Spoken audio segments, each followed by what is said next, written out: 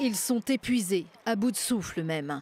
Un mois après la crise sociale des Gilets jaunes et les émeutes dans certains quartiers, les forces de l'ordre craquent. Découragés par le manque de moyens, parole de flic, ce policier n'a jamais vécu pareille situation en 20 ans de métier. Beaucoup d'amplitude horaire, 15 à 20 heures par jour parfois. Donc très peu de repos, très peu d'attention au niveau des familles. Donc voilà, énormément de fatigue je dirais, pour tous les effectifs.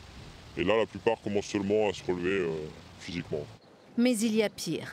Malgré les importants renforts de Mayotte et de l'Hexagone, ce fonctionnaire s'est pour la première fois de sa carrière senti en insécurité. Un comble pour un policier qui sort de sa réserve. Ceux qui faisaient les barrages n'étaient pas toujours des gilets jaunes. Et dans ces cas-là, il vaut mieux faire le profil bas. Mais c'est triste, le policier même ne se sent pas en sécurité. Il rentre discrètement chez lui alors que c'est lui qui est censé assurer la sécurité des gens. Un autre fonctionnaire n'a pas arrêté depuis les violences d'Halloween fin octobre.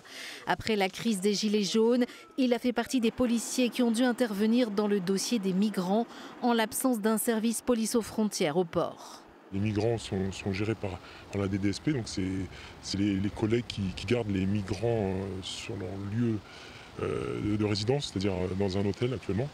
Donc c'est du 24-24 la garde, donc c'est très compliqué parce qu'ils sont nombreux à gérer. Donc déjà au niveau terme de sécurité, c'est très limite parce qu'il n'y a pas beaucoup de collègues pour un grand nombre de migrants à s'occuper. Les syndicats n'ont de cesse depuis des années de réclamer des moyens supplémentaires. Pour fonctionner correctement, il faudrait le même effectif que celui envoyé en renfort lors de la crise sociale. Entre 150 et 200 effectifs supplémentaires qui sont arrivés à La Réunion pour nous prêter main forte. Donc on se base à peu près sur ces effectifs-là pour dire que La Réunion a besoin de ces effectifs-là pour avoir une sécurité pérenne et correcte à La Réunion. Ces fonctionnaires lancent un cri d'alarme à leur hiérarchie et à l'État pour qu'ils débloquent enfin des moyens humains et matériels indispensables à l'exercice de leurs fonctions.